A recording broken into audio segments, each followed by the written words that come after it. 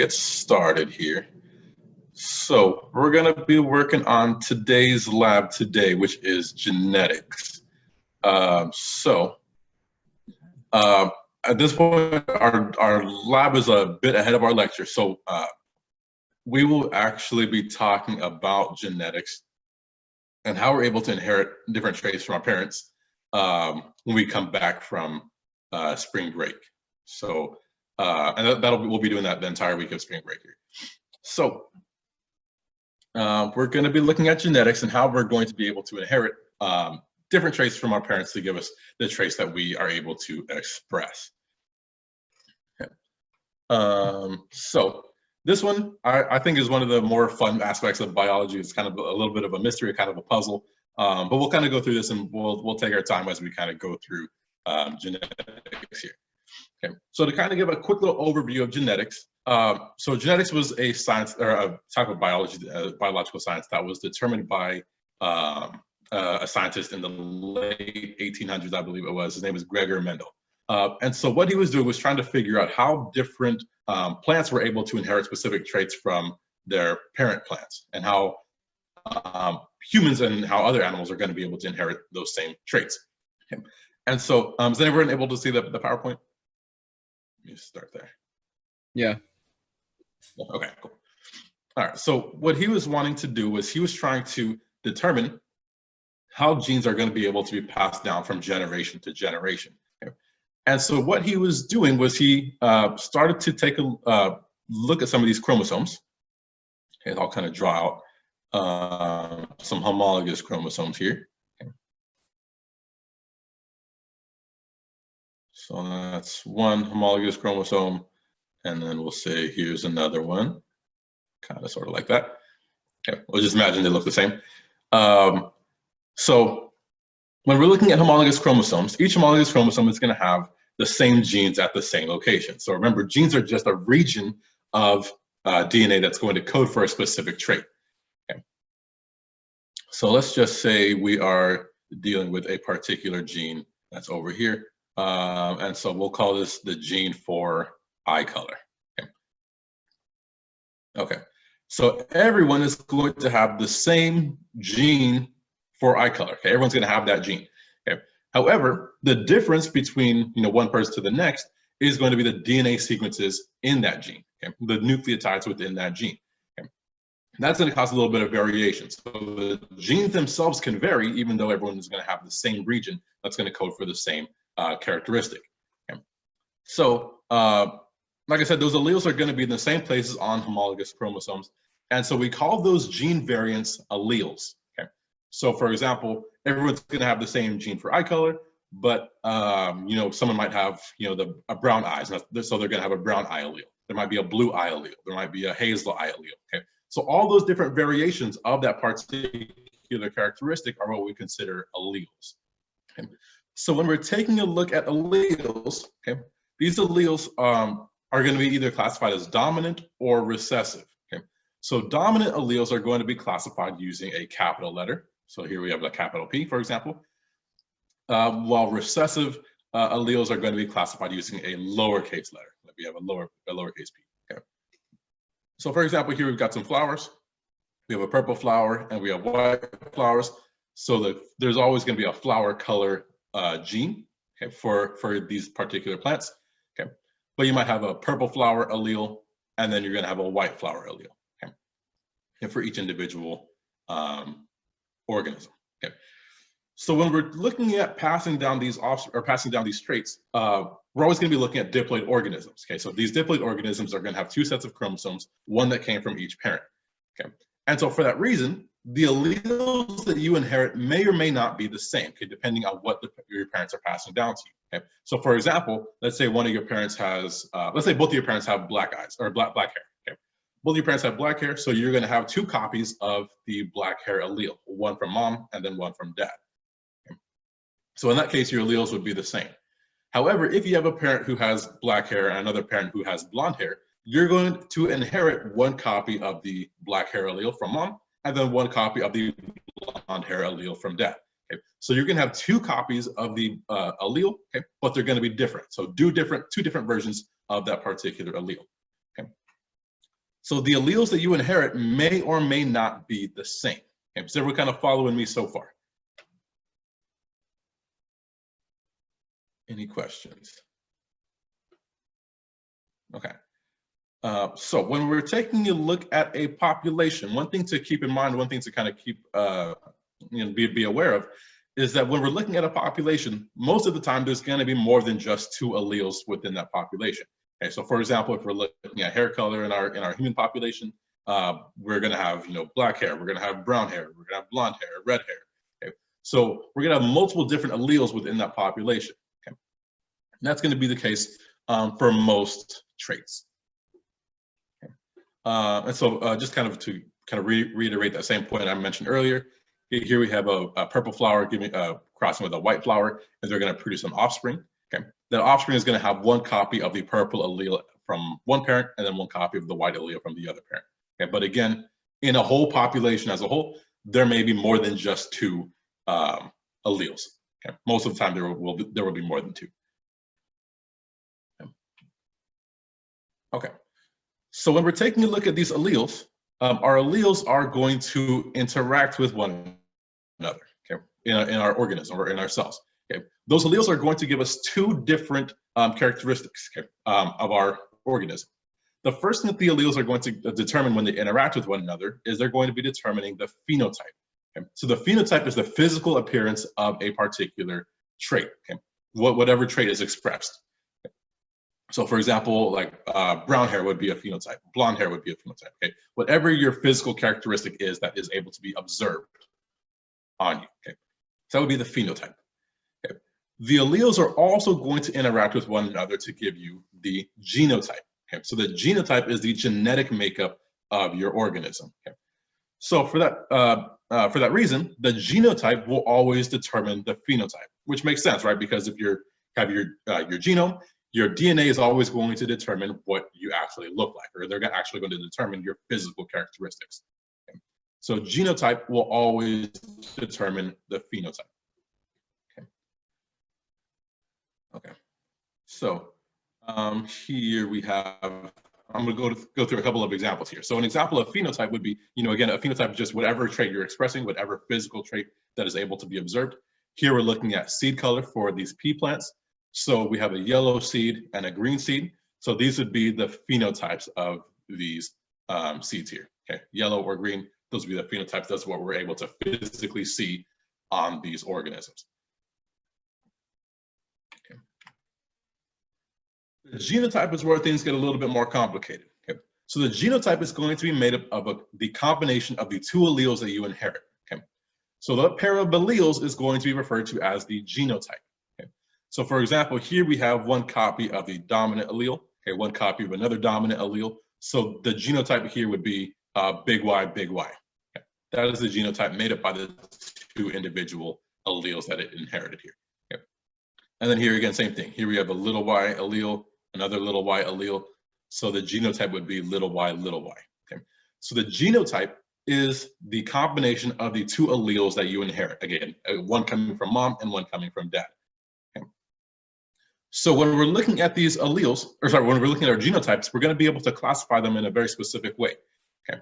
So if we have 2 copies of the same allele, okay, so like here we have big Y, okay, we're going to call this homozygous. Okay, homo meaning same, zygous meaning kind of DNA. So it's going to have the same allele. Okay, 2 copies of the same allele, so we call this homozygous. Okay. Same thing if we have 2 copies of the little allele, okay, of the recessive allele. So this would be considered homozygous as well. Now, if these guys interact or mate and they form an offspring that has 1 copy of each, okay, then we call it heterozygous. So here we have 1 copy of the dominant allele and 1 copy of the recessive allele, okay, in this organism here. Okay. So because you have 1 of each, we classify that as heterozygous, hetero meaning different. Okay. And so we have homozygous and we have heterozygous. And now looking at the organism or looking at the genotypes from before in these pea generation here, okay, here we have homozygous individuals that are producing this yellow seed, and here we have homozygous individuals that are producing this green seed. Okay? So homozygous individuals can potentially be producing different traits, okay, depending on the particular alleles that make them up, and we'll look at that in a little more detail in a second. Okay? So here we had some yellow seeds, here we have some green seeds, but when they mate, all of the seeds in the next generation are yellow, even though they have one copy of the dominant allele and one copy of the recessive allele. Okay, one copy of the yellow and one copy of the green allele here. Okay. And we'll go through that why that's the case in a second here. And so they all end up becoming yellow, as we see over here. Okay. Another thing that we noticed looking at this F1 generation is that the plants here are going to be of a different genotype than the parents. Okay, so in this case, we had a parent who had 2 copies of the dominant allele. We have another parent who has 2 copies of the recessive allele, but here this offspring has 1 of each. So genotypically, it's different from the 2 parents in the P generation. Okay. Now, when we allow these individuals to interact with one another and breed with one another, okay, if we allow these heterozygous individuals to breed with one another, then we again start to see the green seeds start to reappear, okay, in the F2 generation. Okay, so here in the P generation, we had a yellow and green. In the second generation, we had only yellow seeds, 100% yellow, and we'll look at why that's the case in a second. And then when you allow these guys to interbreed with one another, now we start to see the green seeds start to pop up again. Okay, so it starts to skip generations. Okay. So we're going to take a look at why that happens here. So is everything kind of making sense so far? Any questions? If this is making sense, go ahead and throw a check mark or a star up here. If we're a little confused, go ahead and throw an X. Kinda. Okay. Yeah, I'm a bit confused. Okay. So here, okay, so I'll just kind of reiterate this one more time. So again, when we're looking at our genotypes, so the genotypes are going to be made up by the 2 alleles that you inherit. Okay, you have 1 copy of the dominant allele and 1 copy of the, or in this case, 2 copies of the dominant allele. Okay, in this individual, you have 2 copies of the recessive allele. So that makes up the genotype. Okay, so if you have 2 copies of the same allele, we call that homozygous. Okay, just like we see over here. Okay. But if we have 2 copies of the if we have 1 of each, okay, if we have 1 of each, then we call that heterozygous. So 1 dominant and 1 recessive, we call this a heterozygous individual. Okay. That's all you need to worry about for now. And then the rest of this will kind of make sense as we continue to go forward here. Okay. All right, so when we're looking at our homozygous individuals, again, they're going to be able to produce different traits depending on the alleles that they inherit. Okay. So again, when we're looking at homozygous, we have 2 copies of the same allele, either 2 big alleles, 2 dominant alleles, or 2 recessive alleles here. Okay. So that's what we see in this P generation, in our parent generation here. Okay. And so again, each of these alleles is going to be on opposite chromosomes. Okay, they're going to be on each of the homologous chromosomes. So because these are a little bit different, we're going to be classifying them in a little bit more of a specific way. Okay. So if we have 2 copies of the dominant allele, we refer to this individual as homozygous dominant, okay, meaning it has 2 copies of the dominant allele. Okay. If it has 2 copies of the recessive allele, then we refer to it as homozygous recessive. Okay. That's just how we're going to be classifying homozygous individuals. Okay. Now, when these 2 individuals mate with one another, and they're going to form some offspring, okay, that have 1 copy of each. Okay, 1 copy of the dominant allele and 1 copy of the recessive allele. So this guy passed on his dominant allele to his offspring. This guy passed on a recessive allele. Okay, and so here the offspring has 1 copy of the dominant allele and 1 copy of the recessive. It has 2 different alleles, and so we call this heterozygous. Okay, you don't need to say heterozygous dominant or heterozygous recessive because there isn't one. Okay, it's just heterozygous, and it's understood that you have 1 copy of each. Now we see here that it's going to have 1 copy of the yellow allele, which was this big Y allele, and then 1 copy of the green allele. Okay, so it has 1 copy of the dominant yellow allele and 1 copy of the green allele. Okay, however, all of these offspring turn out being yellow. Okay. Does anyone have an idea why that would be the case? Why would all of our offspring end up being yellow here?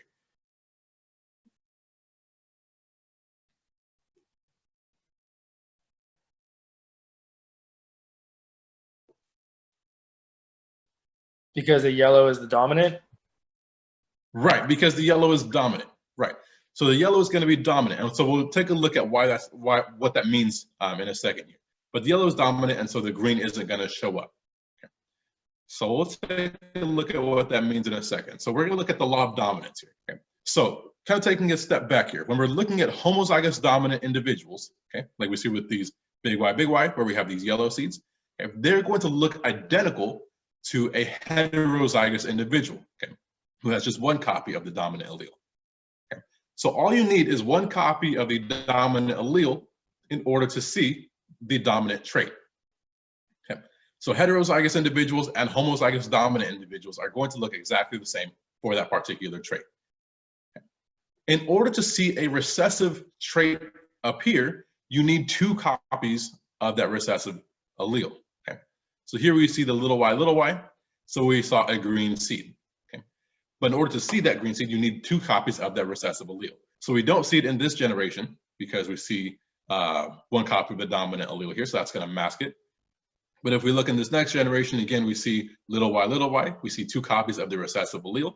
So we see this green individual start to show up again. Okay. So homozygous dominant individuals and heterozygous individuals will look identical. Recessive, homozygous recessive individuals are the only way you're going to see a recessive trait. Okay. So that brings us to the law of dominance. Okay. So the law of dominance tells us that if we're looking at a heterozygote, okay, someone who is heterozygous for some trait, the dominant allele will always completely mask the recessive allele. Okay. And so for that reason, you'll only see the dominant allele when you're looking at a heterozygous individual. Okay. So again, all it takes is one copy of the dominant allele to have that dominant trait show up. Okay. So here, even though we see one copy of the dominant allele and one copy of the recessive, all of these individuals are going to end up being yellow because it has the dominant allele present. So this dominant yellow allele, yellow seed allele, is going to mask the recessive green seed allele, which we see over here. Okay, so they're all going to appear yellow. Okay, is this making sense so far?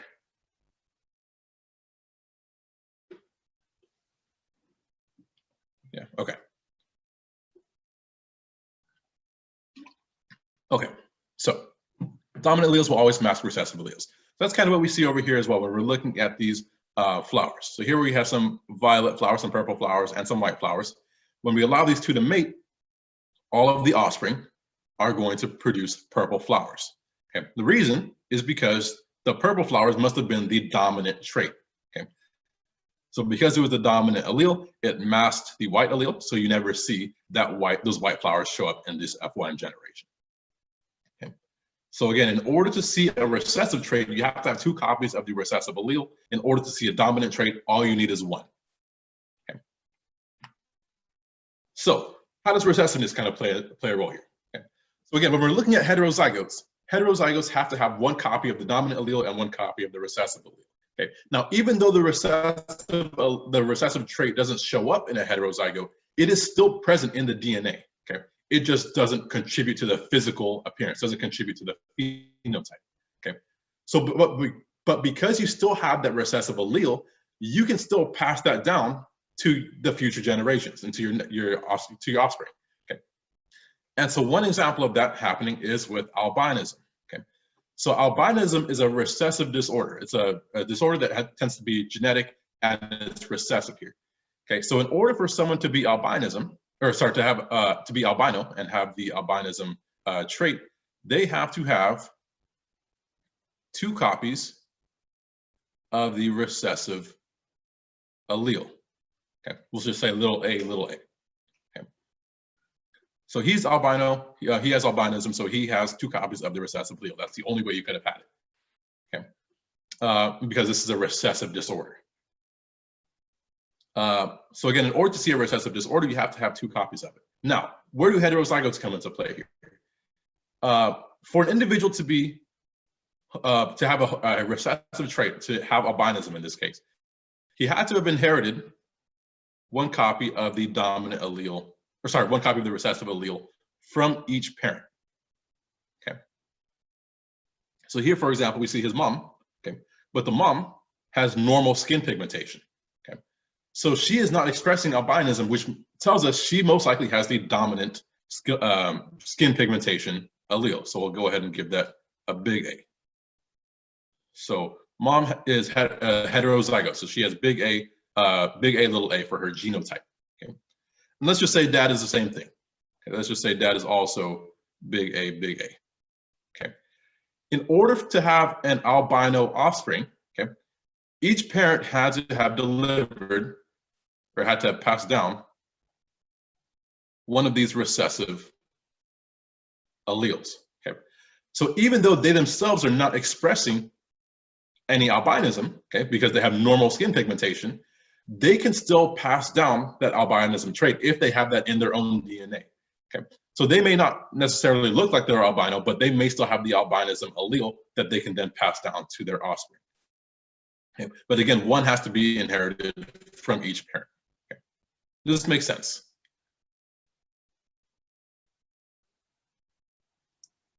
Yeah. Okay. Cool.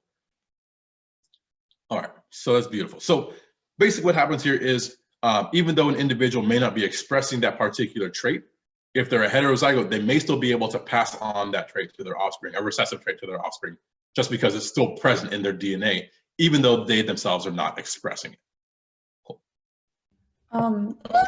Any questions so far? Yeah. Can you hear me? Okay, so does your pigmentation have anything to do with how sensitive your skin is? So would that albino little boy in the picture, would he like, be more prone to sunburns? Yes, absolutely. Absolutely. So that skin pigmentation is really important to help you protect yourselves from the sun. Okay.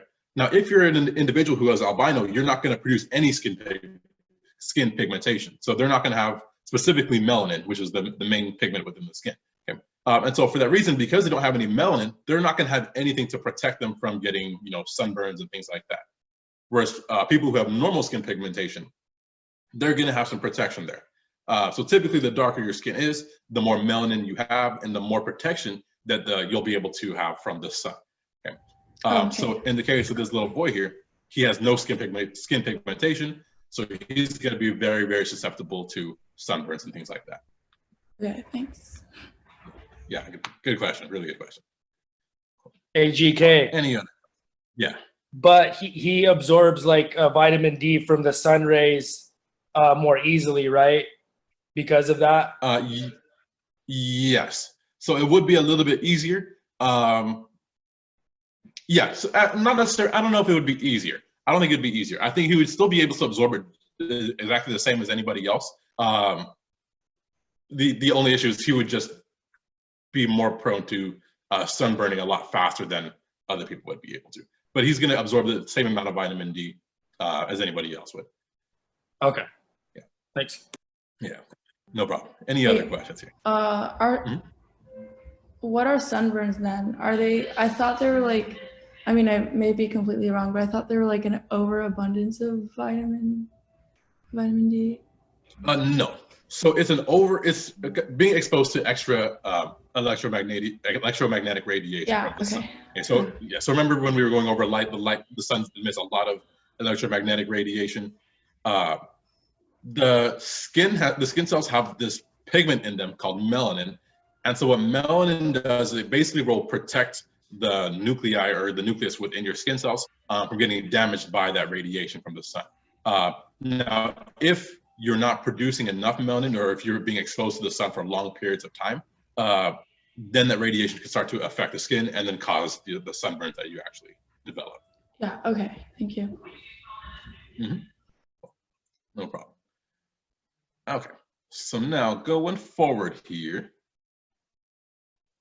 one thing that geneticists want to be able to do is they want to be able to predict what someone's offspring is going to look like. Okay, predict the traits that they may inherit from their parents based off of their parents' genotypes. Okay, so for example, they want to be able to determine, what's the likelihood that an offspring develops a genetic disorder that one of the parents has, or a genetic disorder that one of the grandparents might have had, or is their hair color going to be darker? Is it going to be lighter? Is their skin color going to be taller or lighter or darker? Are they going to be taller or shorter? So they're going to be able to determine various types of traits and various types of characteristics using the probability. And we're going to use a tool called Punnett squares, which we probably remember from high school biology. Okay. So these Punnett squares are going to be a really important tool to help us try to identify the probability of developing some particular characteristic or disorder. Okay. So we're going to kind of go through what a Punnett square looks like here. And so in a Punnett square, you're going to have a 2x2 box. So you're going to have a one big box with 4 little boxes within it. Okay. Along the outside of each box, you're going to list the parent's genotype. Okay. And so here we might have dad's genotype, which is big A, and you'll list that along each box on that side. And here we have mom's genotype, and we'll list that as little a, and you can list that along this side here. Okay. So those are the genotypes of each parent. Okay. Now again, each of those parents the genotype is going to be made up of 2 alleles. Okay. And each of those alleles is going to be found inside the gametes. Okay. And so, for example, this is dad. He might have a sperm cell, okay, that has the big A allele in there. Okay. And then another one here, okay, that again might have the big A allele. Okay, because remember, these are going to be haploid cells. Okay. And then same thing over here. So if we're looking at mom's egg cell is going to be containing a little a allele over here, and then a little a allele over here. Okay. Okay. So each of these is going to be found inside one of the gametes. Okay. Now the next thing that's going to happen is we're going to kind of simulate what will happen if each of these cells was able to fertilize with the other. Okay. And so that's going to give us the genotype of the zygote that results from, okay, the offspring. Okay. So this first box is going to be what would happen if this allele, this A sperm, this big A sperm, interacted and fertilized this little a egg. Okay. And so we'd end up with a genotype of big A, little a. Okay. Then if we do the next box, again, we're going to have big A interacting with over here, little a over here. And so we're going to end up with big A, little a. In this third box, we're going to take this big A over here, okay, and the little a on this side, and we end up with big A, little a over here. And then same thing over here with this fourth box, big A, little a, and so we end up with big A, little a over here. Okay. So we produce a bunch of heterozygotes in this particular type of cross, okay, if we were to allow these guys to fertilize with one another, okay, or mate with one another. Okay. Does the Punnett square make sense here? Yes. Yeah. Cool. Okay, cool. All right, so that's how the Punnett square will work. Okay, so I've got a quick example here. Let me get rid of all this. Okay, so here we have an example. So in human populations, brown eyes are a dominant trait while blue eyes are recessive. Okay, so Tony Stark and Pepper Potts are having a baby. Tony is homozygous with brown eyes, so he's big B, big B. Pepper also has brown eyes, but she is heterozygous. Okay, so what is Pepper's genotype for her eye color? Would be big B, big B, big B, little b, or little b, little b. What do we think?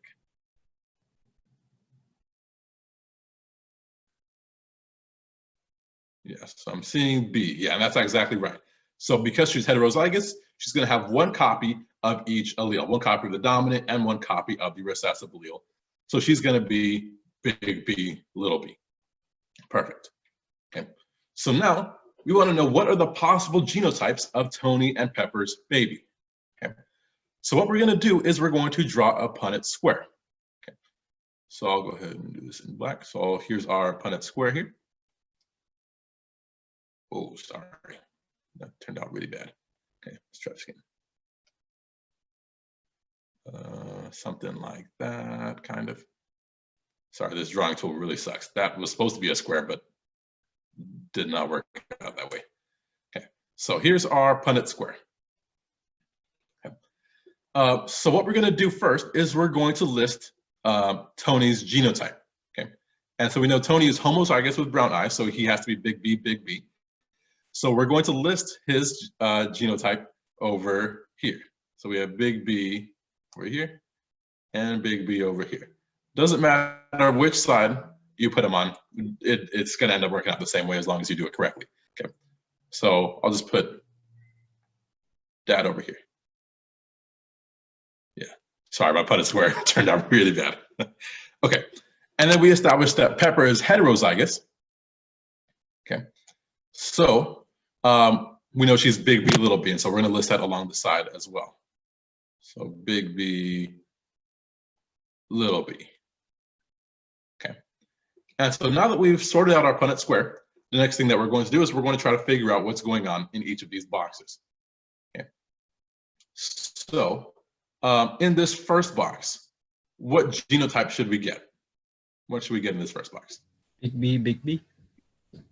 We should get big B, right? Exactly. So we should see big B, big B. Okay. What about in the second box over here? Oops. Same thing. Right. Same thing. Big B, big B. Perfect. Right. Because we took this B over here, and then we assumed it mated with this B over here, or fertilized it. So we end up with big B, big B. Okay. What about in this third box? What should we get here? Right. We get big B, little b. Big B, little b. Okay. In this third box, because again, we have this big B over here interacting with this little b down here. Okay. So we have big B, little b. And then in this last box over here, what should we get?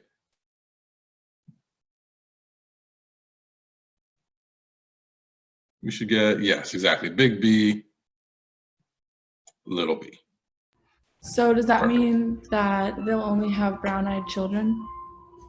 Exactly. So that's actually where I was going for, going to next. So actually, we'll go ahead and take a couple steps here. So after you do the Punnett square, you need to be able to analyze what your Punnett square and be able to determine what your Punnett square means. So let's start by looking at the homozygosity and heterozygosity over here. So looking at our Punnett square here, what is the chances of having a homozygous offspring? What's the chances our offspring is going to be homozygous? 50%. 50%, right. So it's going to be 50%. How do we know it's going to be 50%? Because you have 2 pairs of big B's. Right, you have two pairs of big, where you have big B's. Right, so in 2 of your 4 boxes, you have a big B over here and then a big B over here. So 2 out of our 4 boxes are homozygous. Okay. What's the probability of us having a heterozygous offspring? 50%. 50%, exactly. Because again, you're going to be looking for heterozygotes. And again, 2 of your 4 boxes have heterozygous genotypes. Okay. So now the next thing that we want to do, so we looked at the genotypes, right? The next thing we want to do is we want to be able to determine what the possible phenotypes of our offspring are going to be. Okay. So looking at our offspring, what is the likelihood or what's the probability of having an offspring that has brown eyes?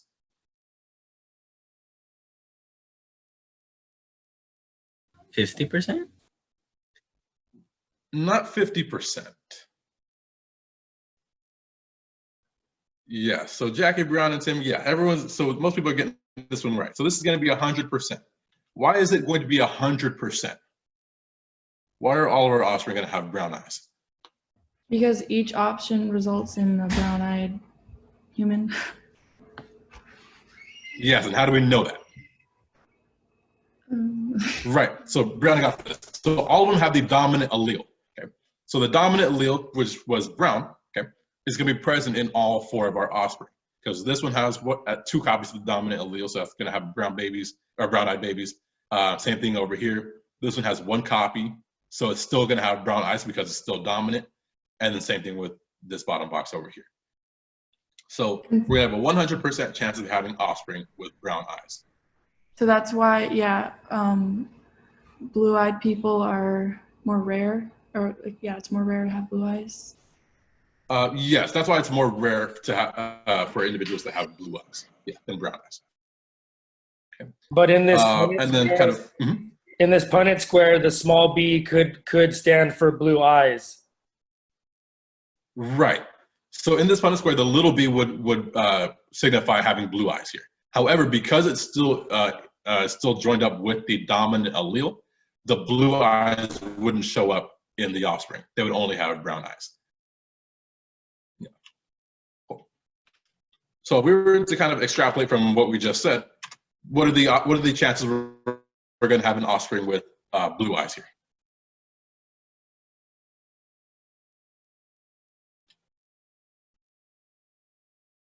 Yes, exactly. So it's going to be a 0% chance of having offspring with blue eyes because, again, they all have the brown eye allele, the dominant brown eye allele. Okay. So when we're working through these Punnett squares, it's going to be important to not just be able to do the Punnett square, but also be able to interpret what it means, both in terms of the genotype and in terms of the phenotype. Okay. All right, cool. Any questions on this particular, Punnett square here? Oh, sorry, Ryan had a question. So Ryan's question was, so to have blue eyes, it would have to be little b, exactly. So Ryan's question was, in order to have blue eyes, what would your genotype have to be? Okay. So in order to have blue eyes, the genotype would have to be little b. Okay. That's the only way you would end up with blue eyes ever in this case. Cool. All right, cool. So now going forward here. So yeah, so that's exactly what we see here. Let me go ahead and clear all this. Okay. So again, that's what we see. So we have big B, little b on the side, and then you do the Punnett square, and then interpret that going forward. Okay, so at this point, we have dealt with what's called simple dominance and simple recessiveness, where either one trait or the other shows up, and there's no, yeah, go ahead. I have a question. So my dad has blue eyes, and then my mom has brown eyes. Both her parents had brown eyes too. So would that mean that if I were to have children, for them to have blue eyes, I'd have to have kids with somebody who has a little b in their genotype? Yeah, in their genotype. Yes. So essentially, yes. And this is where things get a little bit kind of simplified here. And so one of the things that's kind of interesting is that eye color, we're kind of oversimplifying eye color here, but eye color actually gets determined by like 7 or 8 different genes or something like that. There's multiple different genes that will contribute to your eye color. But if we were to just kind of erase all that and just make it as simple as possible, then yes, in that case, you would have to have someone who has a little b in their genotype in order to have for a 50% chance of having a blue-eyed kid. Right. Oh, 50%. Okay. Yeah. Okay. Okay. So yeah. So like I mentioned, we were dealing with simple dominance and simple recessiveness, where you either have one trait or the other show up. Okay. However, this is not actually what happens in a lot of cases. It works in some cases. However, there's multiple other cases where things are a little bit more complicated. Okay. So we can have different types of inheritance patterns called incomplete dominance, for example. We can have codominance. We can have multiple alleles that code for a specific characteristic, which we'll look at in lecture. We're not going to worry about it today in lab. And then we're going to have sex-linked traits. Okay. So today we're going to be looking at incomplete dominance, codominance, and sex-linked traits. And then again, we'll look at that in more detail in lecture when we come back from break. Okay. So this is where things get a little bit more muddier, a little bit more complicated. Okay. So we're going to start with incomplete dominance. And so when Mendel was first kind of going through genetics and looking at how things or different traits are inherited, he had concluded that whenever you inherit a trait, you don't inherit a blend of it. Okay, you either inherit one or the other. Okay. Now, as we know, that's not actually the case. That doesn't actually work for a lot of cases. So for a lot of, for example, if you have someone who has dark skin and they have a baby with someone who has light skin, okay, the baby is not either going to be dark skin or light skin. There usually is going to be a blend between the two. Okay, and so that's an example of incomplete dominance. So incomplete dominance is where you have a heterozygote, and that actually is a blend of the two parent phenotypes. Okay, so Mendel, when he was first kind of concluding all of this, he was saying that you either inherit one or the other, and there's no blending of the traits if you're a heterozygote. Okay, in incomplete dominance, we actually do see a blend take place. Okay? And so an example would be in the snapdragon plant. Okay? And so in the snapdragon plant here, we have a red snapdragon, we have a white snapdragon, and if they mate with one another, you end up blending the colors. And so you end up with a pink snapdragon plant. Okay? So one allele shows up, but that allele doesn't exclude or doesn't prevent the other allele from also expressing its particular trait as well. Okay?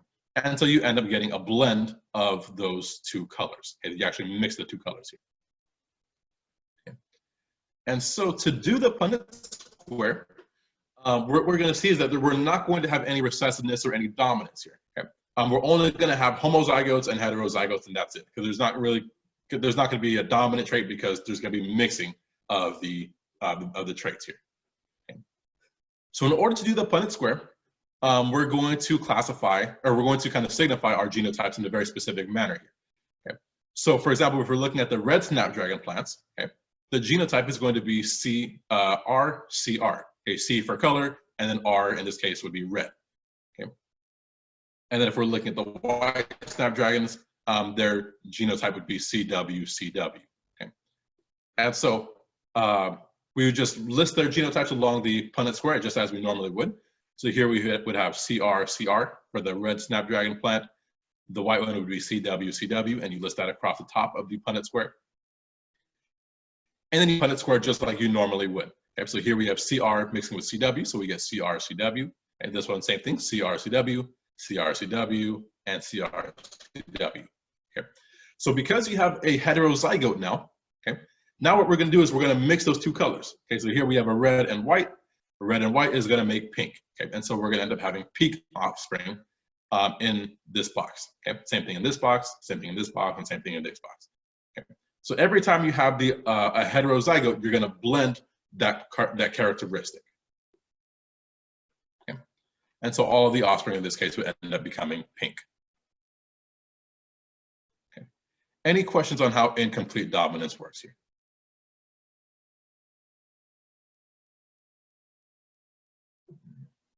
Okay, cool.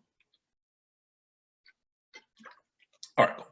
So now if we were to take all of those pink offspring, all those pink flowers that we just produced, and we cause them to self-fertilize, or we cause them to mate with one another. Okay. Again, we're going to make our Punnett square just like we normally would. Okay. So we're going to list our CRCW, our pink flower on the side, another pink flower across the top, CRCW. Okay. And then you do your Punnett square again, just again like you normally would. So in this first box, we have CR. Okay. And so this one would come up as a red snapdragon plant. Okay. This one here, we have CRCW, so we end up with pink. Okay. Again, over here, we have CRCW, so again, we end up with pink. And then in this last box, we get CW. Okay. So we end up with white flowers. Okay. So in this second generation, we end up seeing that the red and the white flowers begin to reappear, okay, along with the pink flowers. Okay. And so what we end up seeing whenever we mix heterozygotes, whether you're looking at simple dominance, or incomplete dominance or codominance or whatever it may be, okay, we're always going to see a 1 to 2 to 1 genotypic and phenotypic ratio whenever you cross heterozygotes. Okay, whenever you allow heterozygotes to mate. Okay, so what that means is that we're going to have one red individual, okay, one red homozygote, 2 pink heterozygotes, and then 1 white homozygote again. Okay, 1 to 2 to 1. So you have 1 homozygote, 1 heterozygote, and then another homozygote here. 1 red, 2 pinks, 1 white. Okay. And so that's what we see over here. Okay, so we're going to do a quick example over here. Okay, so in humans, hair texture exhibits incomplete dominance. The gene for curly hair, HC, is incompletely dominant to the gene for straight hair. Okay, so individuals that are heterozygous have wavy hair. So what would their genotype be? Okay. Would it be HCHC, HCHS, or HSHS?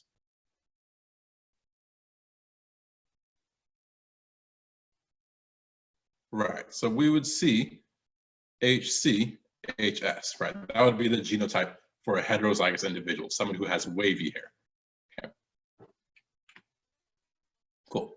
All right, so now, so we have Ned and Catelyn Stark both have wavy hair and have babies. Okay. So let's go ahead and do the Punnett square here. Okay. So again, we're going to draw our Punnett square. Okay, let's see if I can draw this a little bit straighter than I did before. Okay. Oh dear. All right, whatever. Here's our Punnett square, something like that. Okay. All right. So if, yeah, I tried. Okay. So if they both have wavy hair, what should, we'll put, Ned's, his genotype across the top. So what would his genotype be over here?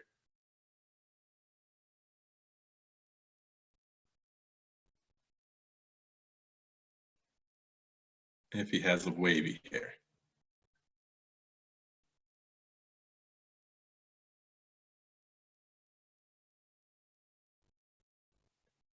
Anybody? So if he has wavy hair, he's going to have HC. So his genotype is going to be HCHS. Okay, so we're going to list that over here. Okay, so that's going to be his genotype. That's going to be for Ned because he has wavy hair. Okay. So again, you're taking the entire genotype and you're putting each allele over its own box. So his genotype was HCHS, so you put one HC over here and then the HS over here. Okay. And then same thing for Gavilan Stark, who also has wavy hair. So we're going to put HC and then HS. Okay. Okay. So now that we've set up our Punnett square, now we can kind of go about trying to figure out what our offspring are going to look like. Okay. So what would we come up with in this first box? HC. Right, Tim. So we would have HC. Oops. HC. Perfect. Okay. What about in the second box over here? Right. So we see HCHS. Okay. HCHS. Perfect. Okay. About this third box over here.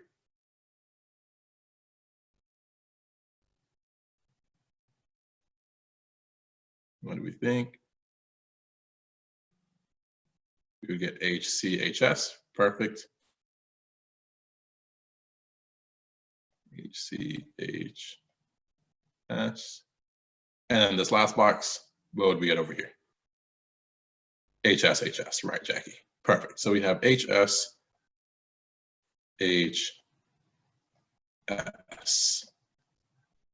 Okay, so a couple of questions. So Brianna's question was, does it matter which allele you put first in the pair? It doesn't matter which allele you put first as long as you're consistent. Okay? So for example, if you're going to put HCHS, you don't want to put HSHC. You don't want to reverse it because it'll confuse you. Okay? So just as long as you keep it consistent, you're good. Just don't mix the order across the Punnett square. And then, so Tim's questions was, would HC be incorrect? No, it wouldn't be incorrect. Again, same thing, as long as you keep it consistent. Okay? So again, if you have HCHS, you want to have HCHS throughout the Punnett square whenever it shows up. You don't want to be reversing it because it'll throw you off. Okay, so now we've done our Punnett square, and so now we can kind of interpret what our Punnett square has over here. Okay, so let's start with looking at homozygotes. Okay. So what is the probability of having an offspring that is homozygous?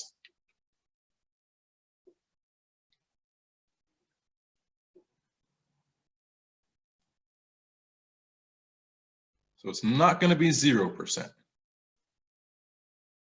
Not 25% either.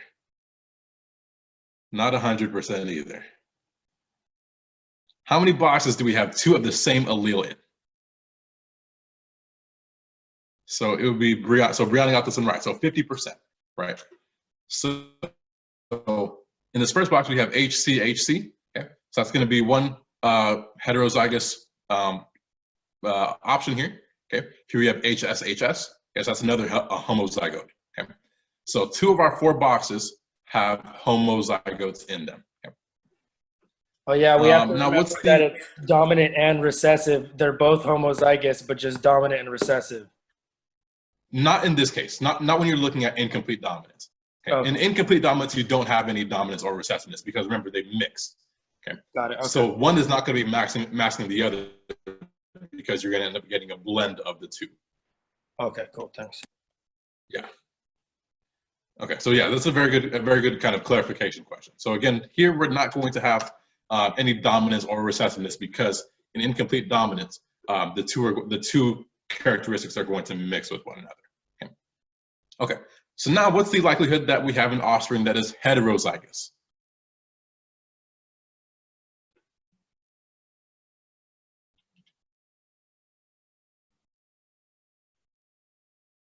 See one person who's got it. Yes, so it'd be 50% again. Right, 50%. Because again, you have 2 of your 4 boxes that have 2 different alleles in them. This one's got HC and HS. This one's got HC and HS. So this would be a heterozygote. This would be a heterozygote as well. So 2 of our 4 boxes have heterozygous individuals in them. Okay.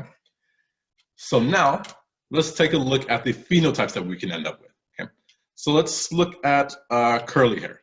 So what is the likelihood? Okay, what's the probability that our offspring has curly hair?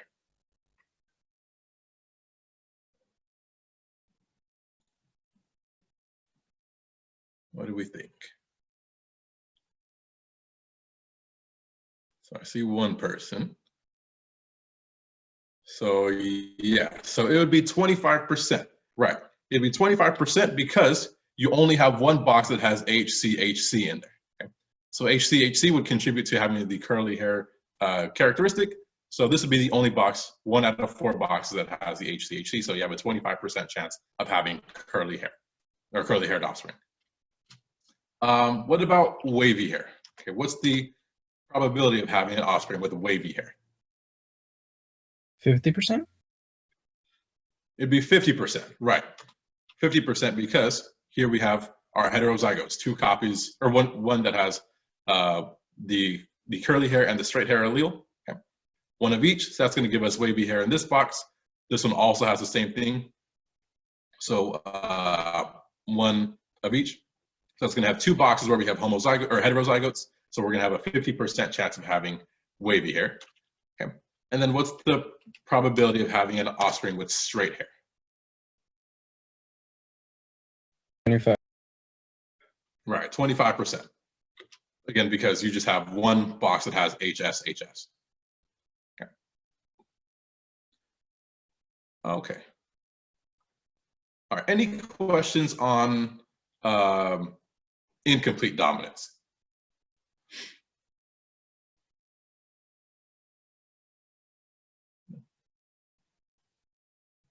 Okay, cool. Okay, cool. That's good. Okay, so again, the key here is to make sure that you're looking at the mixing of the heterozygotes if you see that present. Okay. All right. So the next type of inheritance pattern that we can end up with is called codominance. Okay. So codominance is kind of similar to incomplete dominance, but instead of having a blending of the 2 characteristics, instead what happens is both alleles show up at the same time. Okay, both alleles show up together. Okay, and so an example of this is when we're looking at blood types. Okay, so we're looking at if you have type A blood or type B blood, or type AB blood or type O blood. Okay, this is where we see codominance start to show up. Okay. So this is what it looks like here. Okay, so when you're looking at, so let me kind of backtrack here. So your blood type is going to be determined by genetics as well. Okay. So for example, if you're a homozygote who has type A blood, okay, your genotype is going to be IA. Okay. A being the type A blood. Okay. Okay. And so if you have type A blood, you're going to have the A protein on your red blood cells, which gives you type A blood. Okay. If you're a homozygote with type B blood, okay, then your genotype is going to be IB. Okay? And you're going to have the B the B protein on your red blood cells, which is going to give you type B blood. Okay, now here's where codominance starts to come into play. Okay, if you're someone who is type AB blood, okay, if you have type AB blood, you're considered a heterozygote, and your genotype is IA-IB. Okay?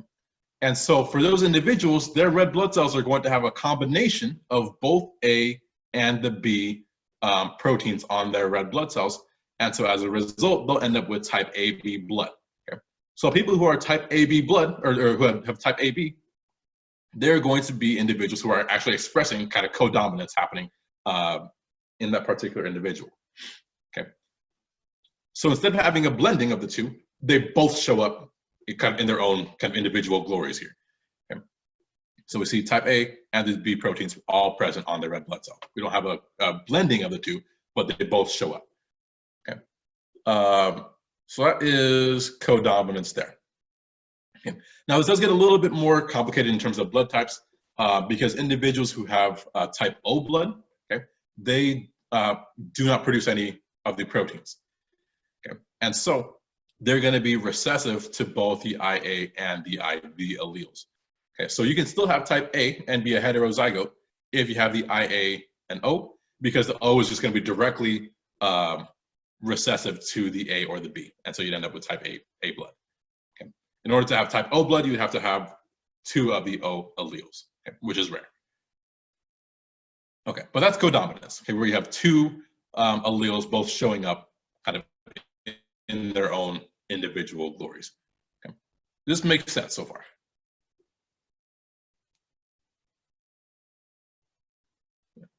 Okay, cool. All right, so that's codominance. So again, if you were to take 2 individuals who have type AB blood and you have them mate with each other, okay, again, they're both going to be considered heterozygotes. You're going to still see that 1:2 to 1, genotypic ratio. And so you end up seeing 1 IA genotype. You'll see 2 heterozygote genotypes, the IA and IB, okay, and then 1 B, okay, IB. Okay. So you end up with the 1:2 to 1 genotypic and phenotypic ratio here, okay, just like you would get whenever you crossed any other type of heterozygote with another heterozygote. Okay. All right. So example here. So in some chickens, feather color is controlled by codominance. So when a black chicken, which is FB, mates with a white chicken, which is FW, all of the offspring are covered in both black and white feathers. So they have the genotype FB-FW. Okay. So here we have a farmer that mates a black chicken with a black and white chicken. So we're going to go ahead and work this Punnett square out here. Okay. So I'm going to go ahead and draw this out here. So here is, actually, let me, it's a little lower. So here's our Punnett square.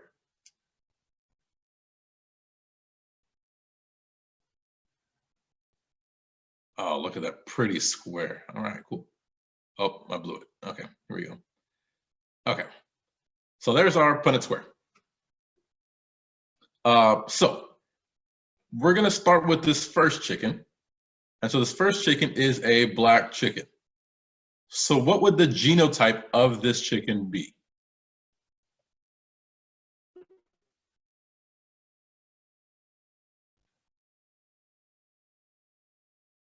Right, so it would be FB.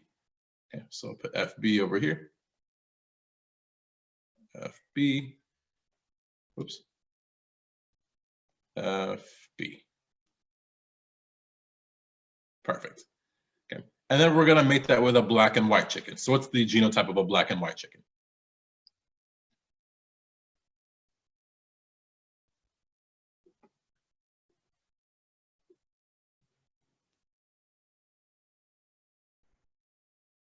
What do we think? Yeah, so Jackie's got this one. So yeah, this is, and Brianna, beautiful. So this would be FB, FW. Okay, FB, FW. Perfect. And so now we're going to do our Punnett square, and we're going to see what we come up with here. So let me go ahead and do this in, what color do I do this? We'll go ahead and do this in green. Okay, so in this first box, what should we get up here? Right, we should get FB, FB. Perfect. FB, FB. Perfect. Okay. And then in the second box, right, we should get FB, FB again. Perfect, Brianna. Perfect. FB, FB. Okay. In the third box down here, FB, FW. Perfect. FB, FW.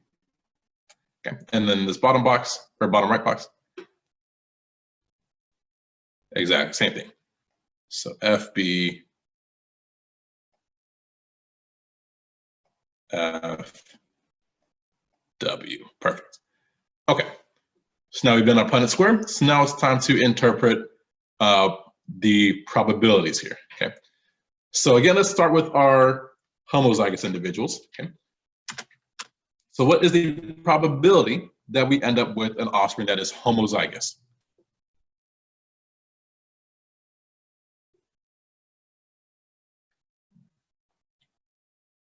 Right, we're gonna have 50%. Right, because again, we see FB, FB over here, FB, FB over here. So 2 out of 4 boxes have the same allele, okay, in their genotypes. So these are both homozygous. So 2 out of 4, 50% for homozygous. The probability of having a homozygous offspring. Okay. What's the probability of having a heterozygous offspring? Oops.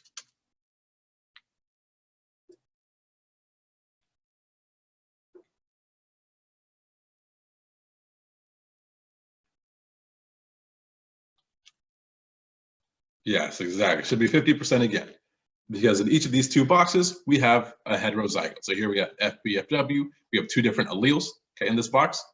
So this would be 1 heterozygote. Here, again, we have the same thing, FBFW, 2 different alleles, so we have another heterozygote. So 2 of our 4 boxes are heterozygous. So we have a 50% chance of having an offspring that is homozygous and a 50% chance of having an offspring that is heterozygous. Okay. So now if we take a look at the phenotypes, what is the probability of having a baby chicken that is all black?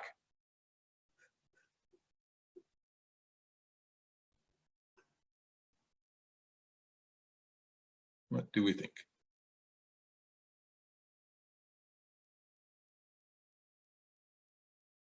Right, 50%. Exactly, 50% because here we're going to have 2 copies of the black allele, or the big B allele, and 2 copies of the B allele over here. So these are going to be all black, so that's 50% right there. Perfect. What about the probability of having an all white chick?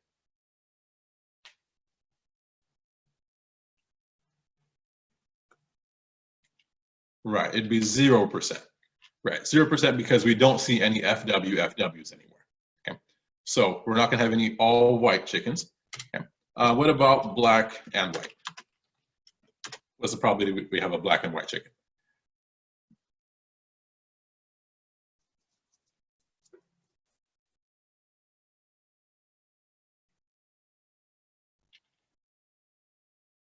Yes, so perfect, Brianna. So we're going to end up with 50%.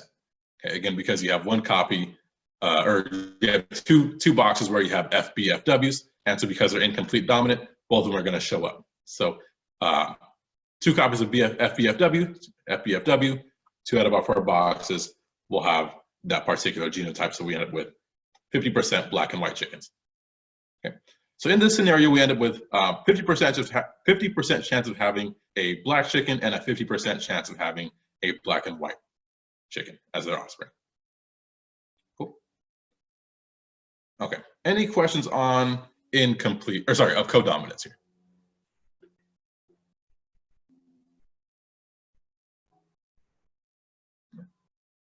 Okay, cool.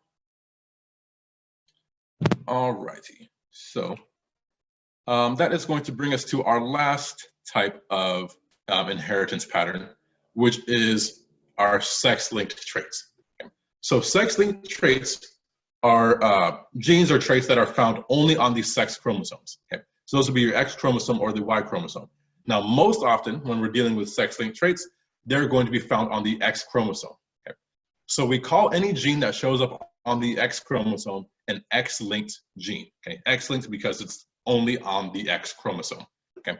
Only on the X chromosome and not the Y chromosome. Okay?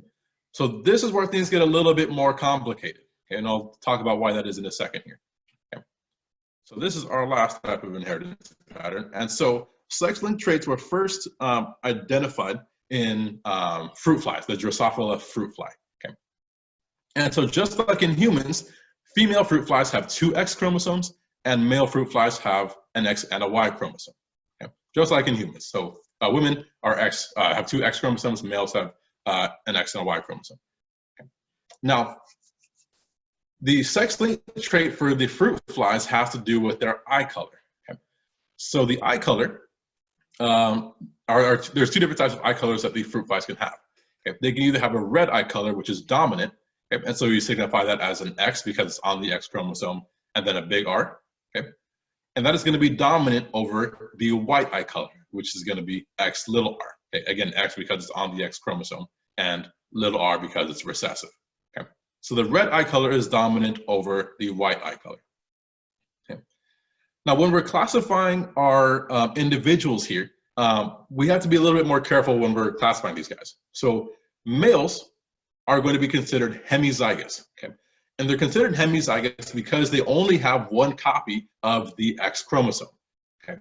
So they're only going to have 1 copy of any gene on the X chromosome because they only have 1 X chromosome, okay? Or 1 allele on the X chromosome. So they're going to either be X big RY or X little ry. Okay? Again, X because they have 1 X chromosome, and then Y because they're going to carry a Y chromosome as well. Okay? So males are considered hemizygous. Okay? Females, on the other hand, are going to be classified exactly the same way we've already classified them previously.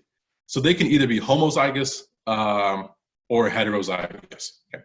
Homozygous dominant or heterozygous or homozygous recessive. So if they're homozygous, they can have X big R, or X little r, or if they're heterozygous, they can be X big R, X little r. Okay. Okay.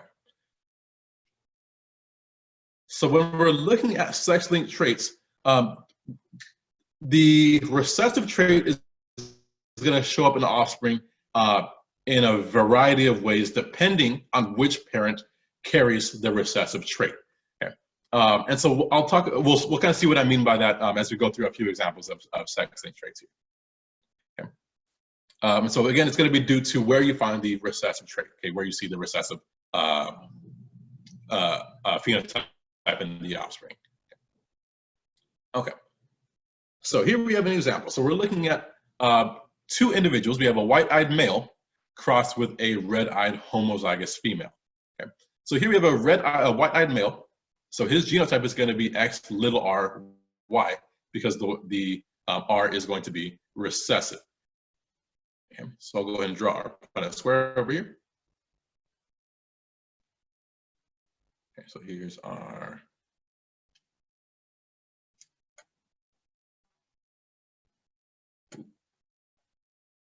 here's our Punnett square. Okay. And so I will put so I'll put the white-eyed male in blue. So he has an X little ry. Okay, so one of these boxes is going to have an X little r. Okay. And then in this other box, he's going to have a Y, okay, because that's his genotype for the sex chromosomes. So X little r and then Y. Okay. In the case of the female, she's a red-eyed homozygous female, so she's going to have X big R, X big R. Okay. So I'll put her in pink. So X big R over here, and then X big R down here. And so as we go through this again, we're going to do this exactly the same way as we would any other Punnett square. Okay. So what should we have in this first box?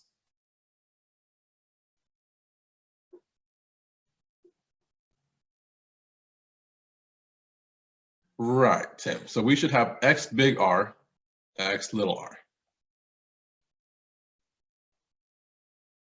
X big R, X little r. Perfect. Okay. What about in the second box over here?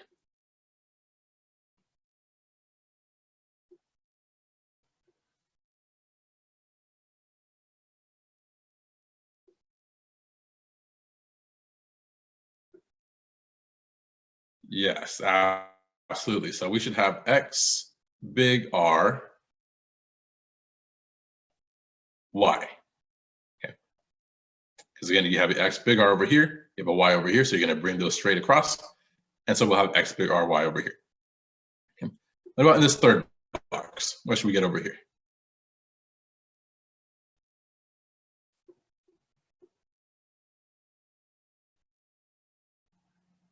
Right, we should have X big R, X little r. Okay. And then in this last box,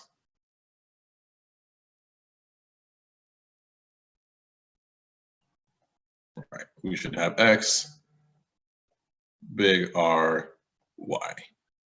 Perfect. Okay. All right, so now we have done our Punnett square. And so we're going to go ahead and look at our different phenotypes that we can come up with here. Okay. So let me go ahead and do this here. Okay. So looking at our total offspring, what's the chances of having offspring with red eyes?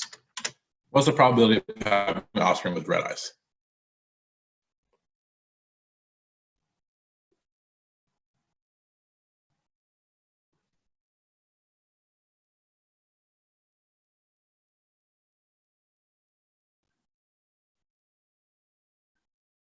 Anybody know?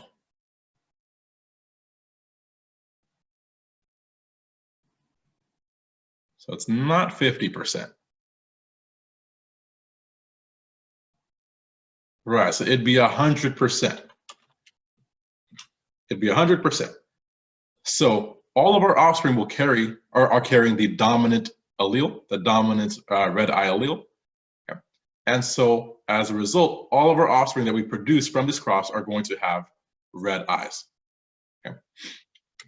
Okay. And so that being said, if we're looking at our total offspring with white eyes, okay, we're going to have 0% of our offspring with white eyes here. Okay. Now, this is where I was saying things get a little bit more complicated here, because now we need to also be able to determine if we have a daughter, let's say we have a female, what are the chances we have a female with red eyes? So if you're looking at females with red eyes, or females in general, yeah, so the answer would be 100%. Exactly. And so the key here, though, is to identify which of your offspring are females and which ones are males. Okay. So if we're looking at our Punnett square, our females going to be found on the two boxes to the left, the two boxes to the right, the two on top, or two on bottom. Which offspring are our females? Or the daughters here? Oops.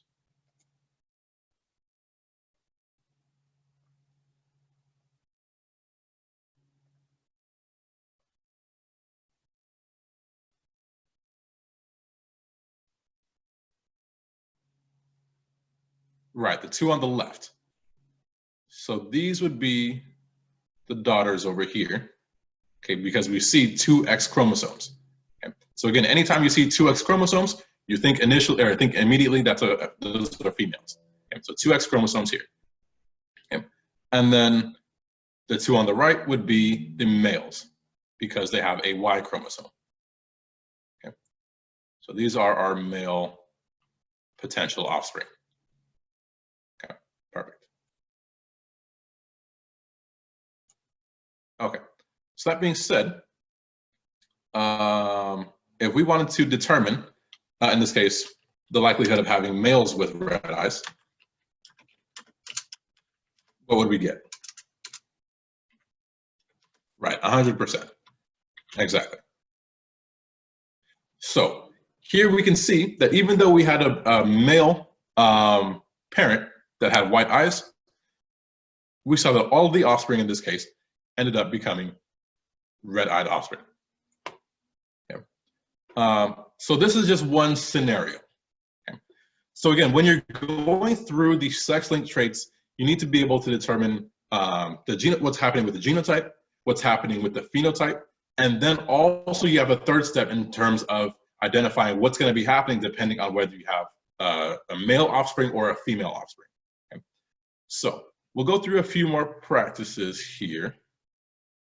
Okay. And so let me kind of clear this here so you guys can see it's a little bit easier here. So in this case, again, here we had XRY, X little ry, X big R. And so as a result, we were able to see that all of the offspring had red eyes regardless of their sex. Okay.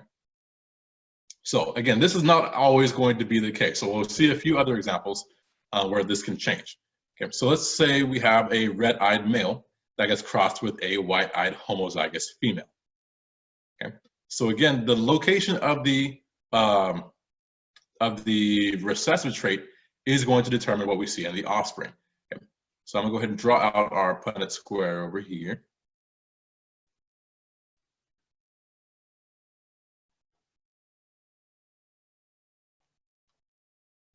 Okay.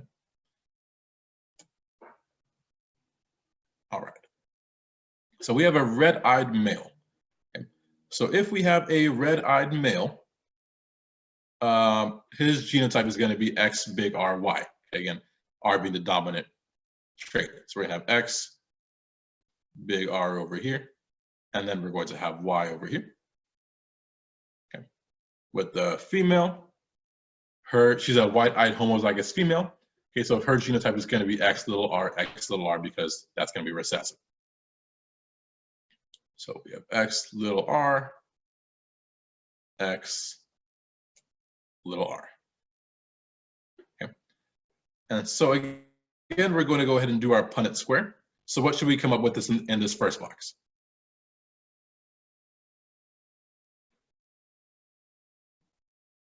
Right, we should have X big R, X little r. Perfect. What about this box over here? Box number 2.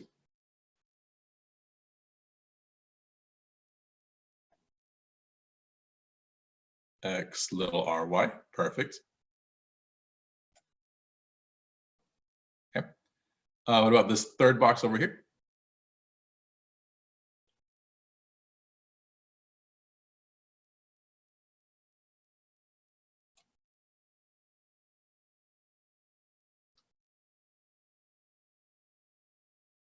What should we come up with in this third box? Yeah, X big R, X little r. Perfect.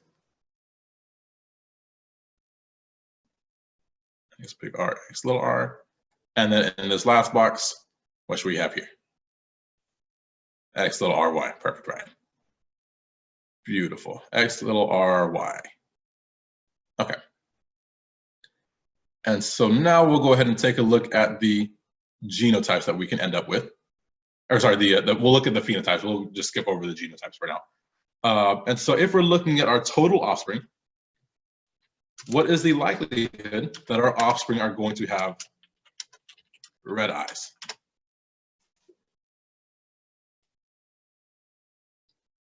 Our total offspring here.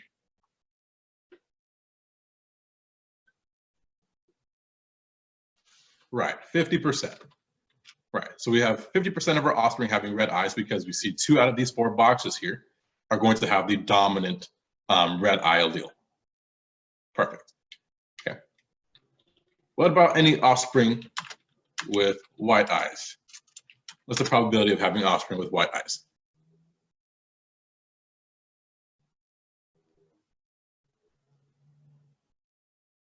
Yes, Paul got it exactly right. We're going to have 50. Okay. 50%, right? So, and that's going to be where we're looking at these 2 boxes over here. Okay? So these guys only have 1 copy of the X trait, okay, or the X allele, and theirs is recessive. So X little r is all they have. So they're going to have white eyes. Okay. So now, if we take that a little further, and we try to look at the any potential daughters, any potential female offspring with red eyes, what's the likelihood that we're going to have some female offspring with red eyes?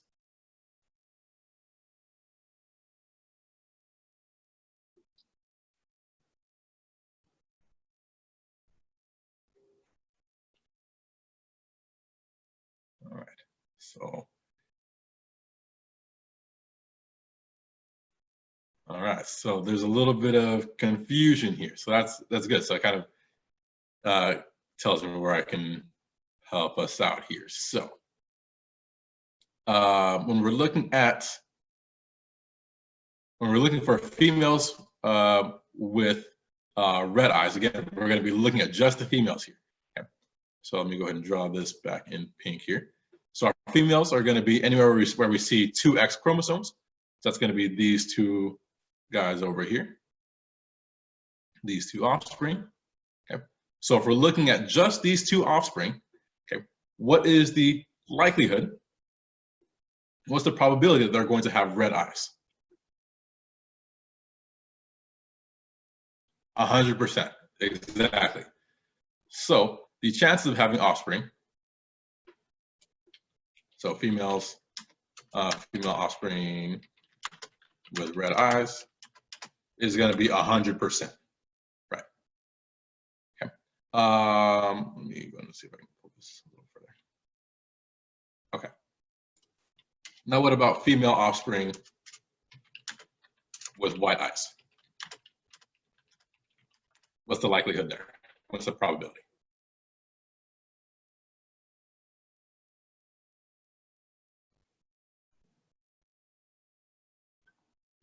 Right. So Ryan's got this one exactly right. It'd be 0%, right? Because we don't have any that have X little r, X little r. Both these females both have the dominant allele, so we're not going to see any white-eyed females here. Okay. What about male offspring with red eyes? What's the probability of having male offspring with red eyes?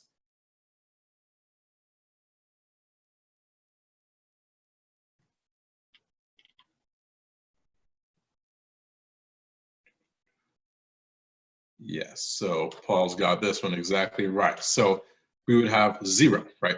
Again, we have none of the males here. Okay, these are our two males. None of the males have a dominant X chromosome or the dominant allele. So they're going to have, or there's not going to be any that have the red-eyed allele, or the red-eyed trait. And then if we're looking for a male offspring with white eyes, what's the likelihood there? What's the probability?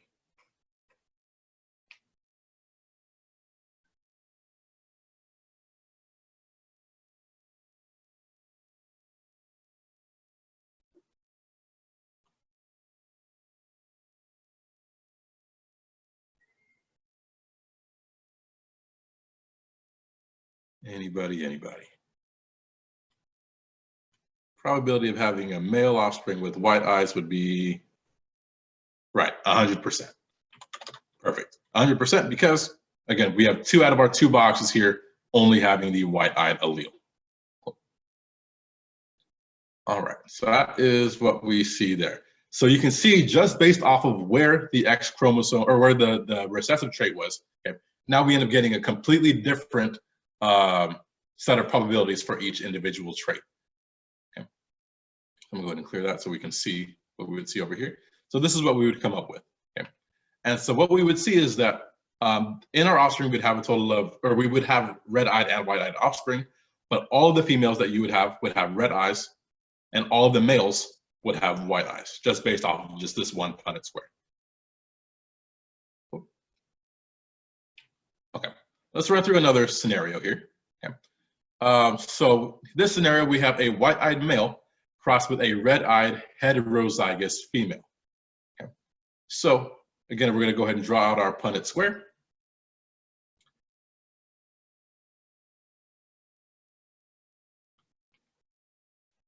And so here we go. Okay.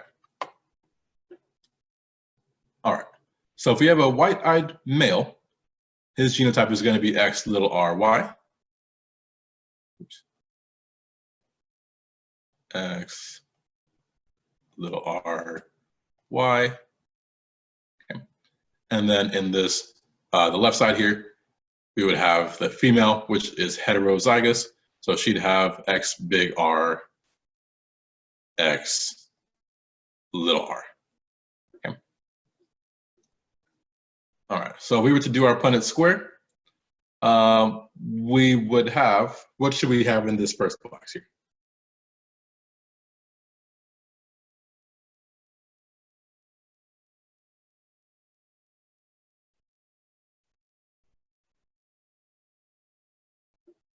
Right, so we have X big R, X little r.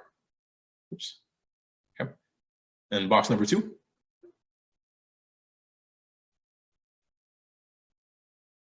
X big RY, perfect. X big RY. Okay. Box number 3.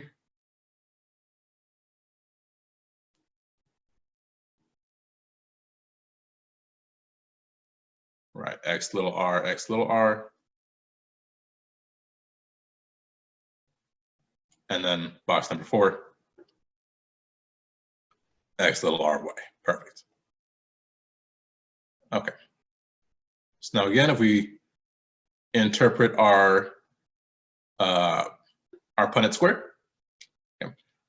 What is the likelihood, let's say all of our offspring, what's the likelihood that our offspring have red eyes?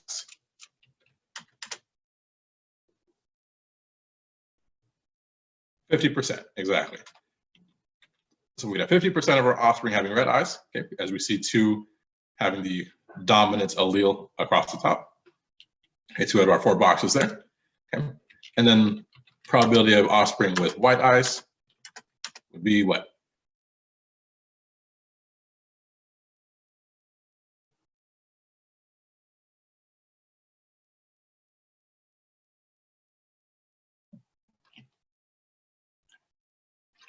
Yeah, so another 50%, right.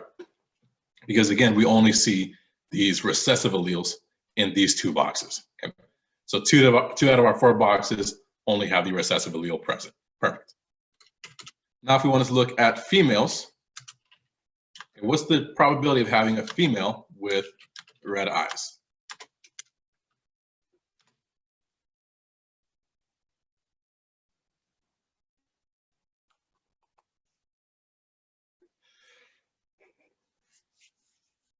Right, 50%. So 50% because we see in our 2 female boxes, okay, the 2 boxes where we have 2 X chromosomes, one of the 2 has the dominant allele, while the other one does not. Okay, so we have 50% chance of having a female with red eyes. And then what's the chance of having a female with white eyes?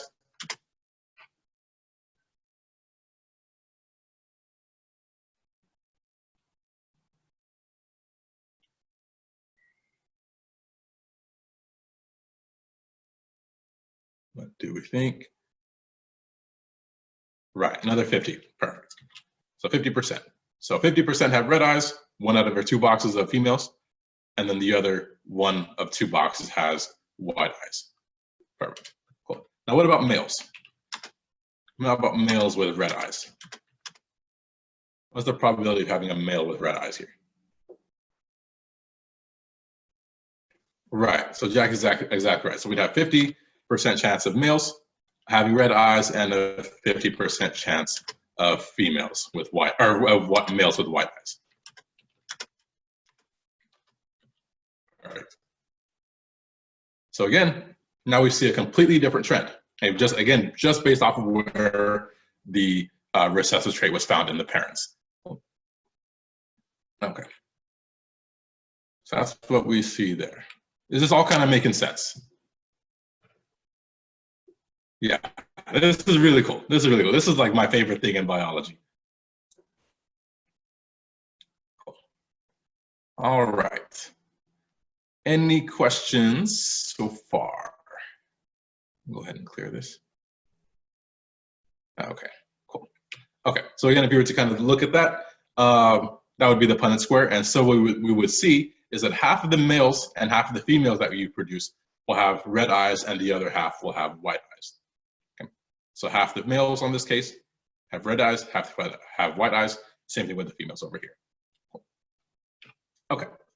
I believe this is the last one. Yeah. So we'll do one last example before we kind of move forward here. So this last one is where we have a red-eyed male and we cross it with a red-eyed heterozygous female. Okay. So again, drawing our Punnett square. Oops. Oh, that one's the ugliest square I've ever seen. Okay, there we go. Ish, okay. Yeah, I know, sorry. Yeah, this drawing tool is a little harder to use than I was hoping, but we're working with it. Okay, so we have a red-eyed male, and so this red-eyed male would be, he would have the genotype X big R Y.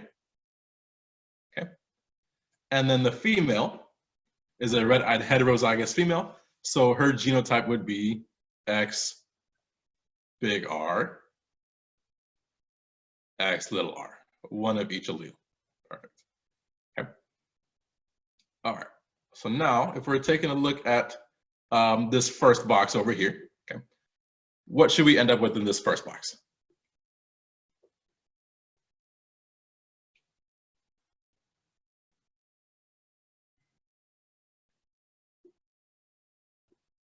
Right. So we should have X big R, X big R. Okay. But this box number 2, what should we see here? X big R Y. Perfect, Brianna. X big R Y. Okay. Box number 3, what should we see? X big R, X little r. Perfect. And then this last one, we should have what? X little ry. Perfect. Okay. So now we'll go through the business of interpreting our Punnett square, okay, our ugly Punnett square here. And so if we're looking at our offspring as a whole, what's the chances we have offspring with red eyes?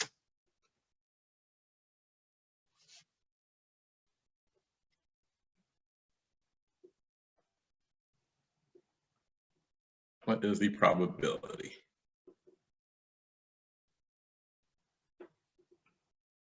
Yes, 75%. Perfect. So 75% because we have 3 of our 4 boxes that have this dominant allele, okay, this dominant trait here. Okay, so 75% of our offspring are going to have red eyes. And then how many of our offspring are going to have white eyes, or what's the probability of having white eyes here?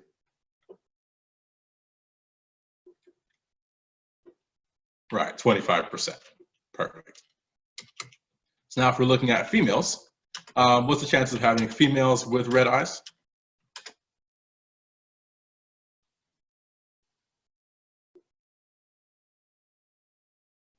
Right, 100%. Perfect, because you know both of our 2 boxes have the red eye dominant trait. Okay, and then females with white eyes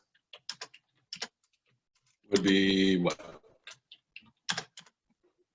Right, 0%. Okay. Then if we have males with red eyes,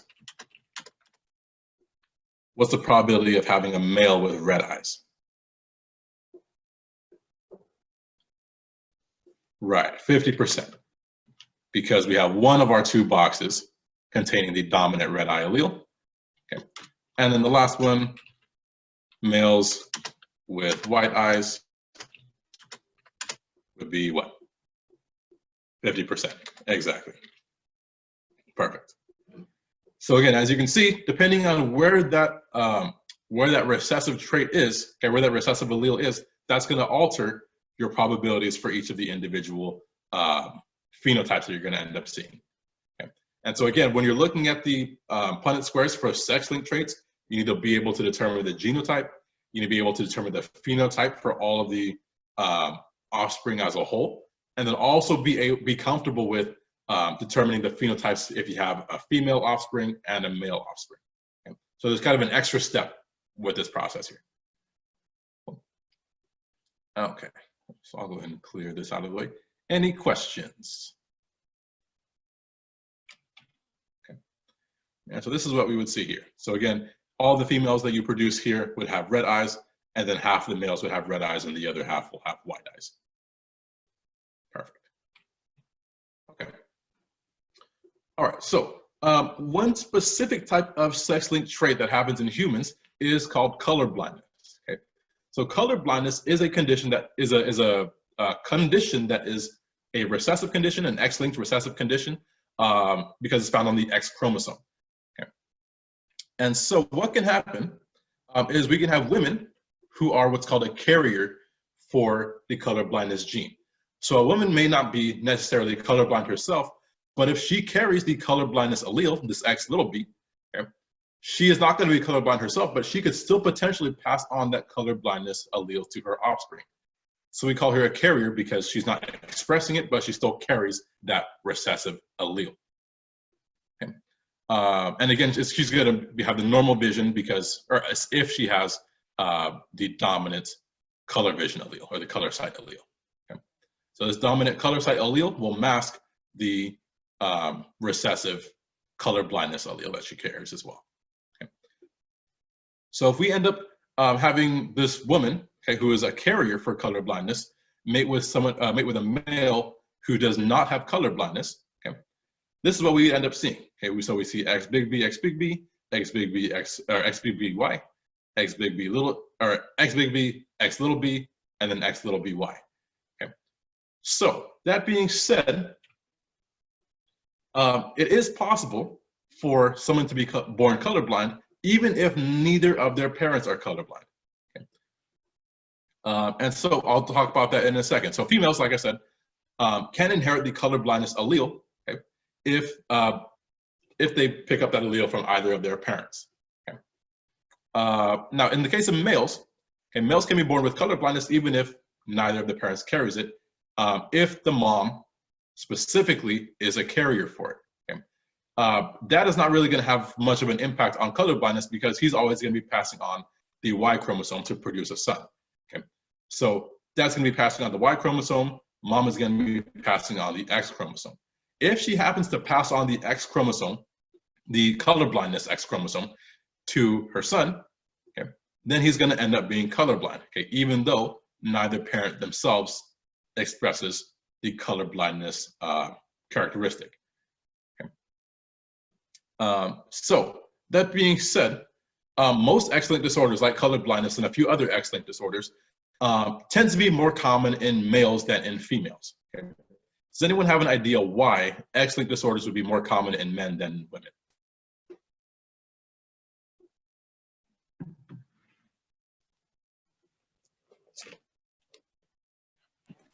Is it because males only have one X chromosome?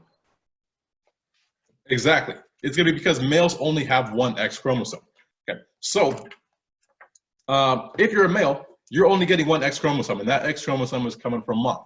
If you happen to get a defective or a diseased X chromosome, that's all you get, and there's no kind of shield for that. There's no protection for that.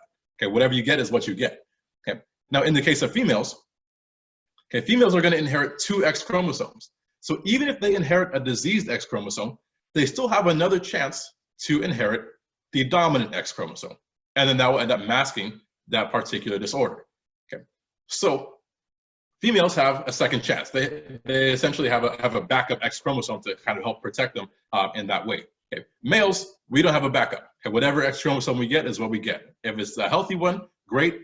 If it's a diseased one, that we're just kind of out of luck and it's kind of tough.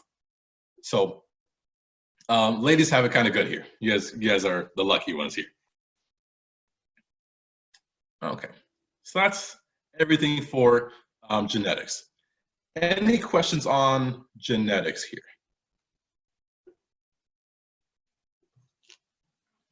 Okay. Are you going to be doing these again next class? Yeah, so in lecture next, or after spring break, we'll be going through some of these same examples and a few different examples as well. Okay. Thank you. Yeah. Okay, so I'm going to go ahead and show you guys what we're going to be doing for lab this week. So the Lab 9 assignment is up on Canvas, so you should be able to see that already. And so is everyone able to see the lab assignment now?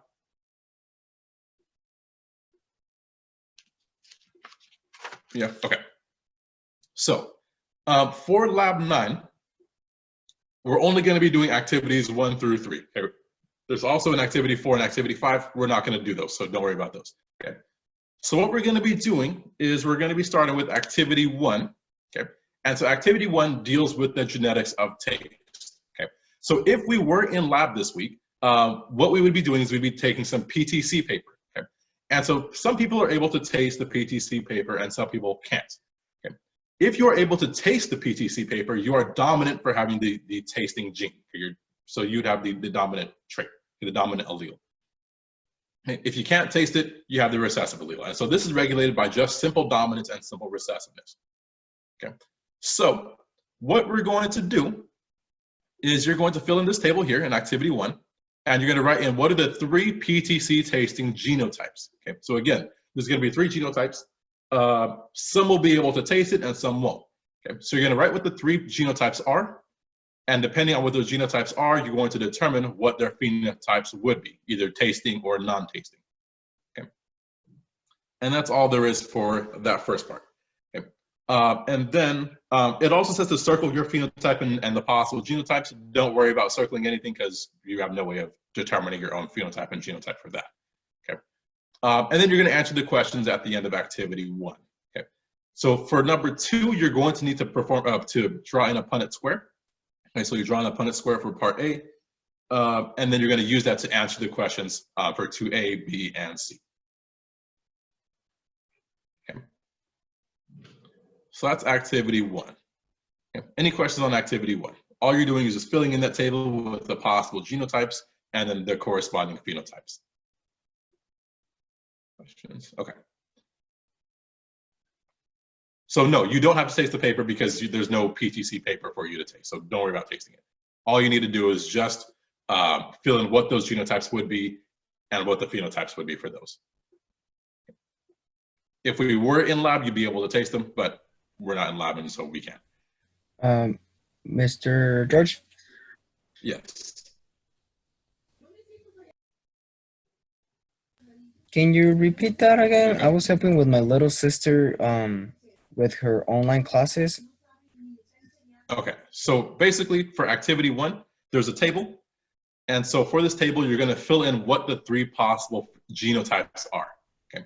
So if you're able to taste PTC paper, you have the dominant allele, okay? If you cannot taste it, you have the recessive allele. Okay, so you're gonna write in what the 3 possible genotypes would be for being able to taste or not taste PTC paper, okay? Once you write in the genotypes, you're going to write in the corresponding phenotype, either being able to taste it or not taste it. Okay. And then, sorry, are the proper notations on the lab pages? Like, because I'm not entirely sure how I would enter those, enter them into the sections, but like, does the lab explain how you would do that? Like, yeah, so the lab explains it. yeah. The lab explains it, yeah. So then you can just, when this is up also on Canvas, so you can just print this out and just fill all the answers in here. And then you'll submit this for when you actually complete it tonight. Okay. Yeah, so I think that goes to Ryan's question too. So yeah, so Ryan's question was, so should we fill in the Word document instead of the lab manual since he cut out a lot? If it's up to you. So you can either do it in the lab manual and then scan it and then upload it onto Canvas, or you can just do it onto Microsoft Word and then again just upload this onto Canvas too. Either one is fine. Either one's okay.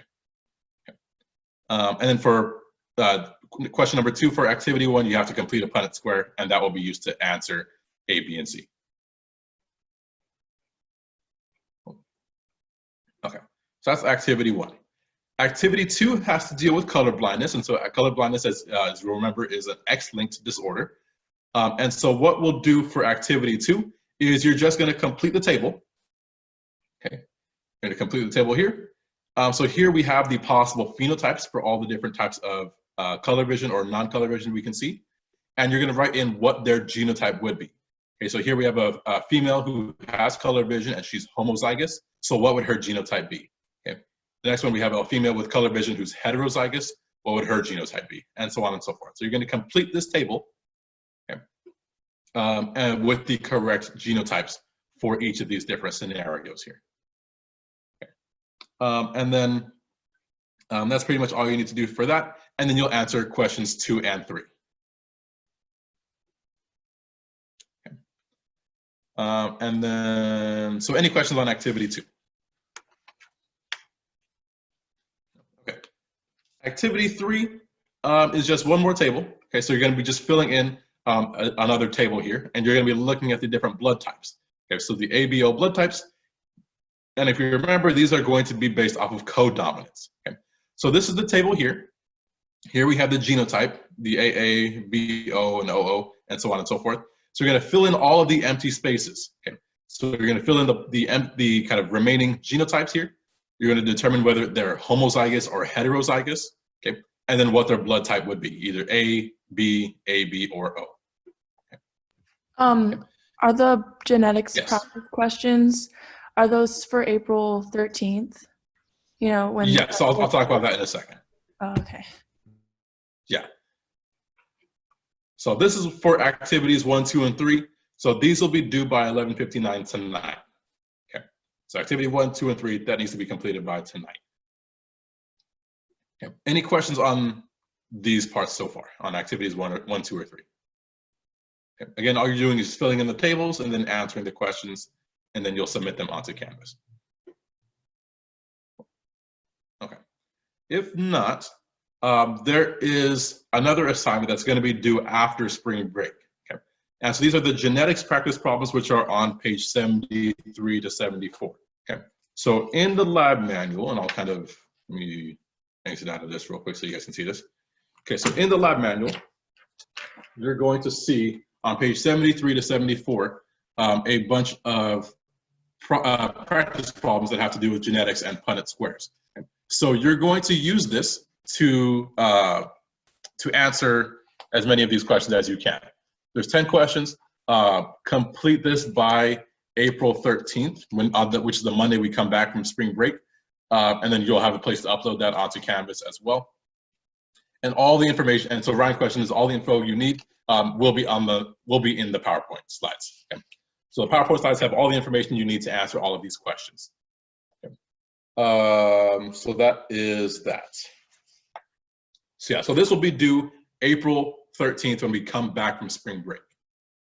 Cool. Okay. So I have the slides uploaded and the assignment is also uploaded onto Canvas as well. I'm gonna kind of show you where that's at right now. So if we go over to Canvas, go over to the lab PowerPoints and assignments. The PowerPoint slides for this lab are on here. So lab 9 genetics, those are the PowerPoint slides.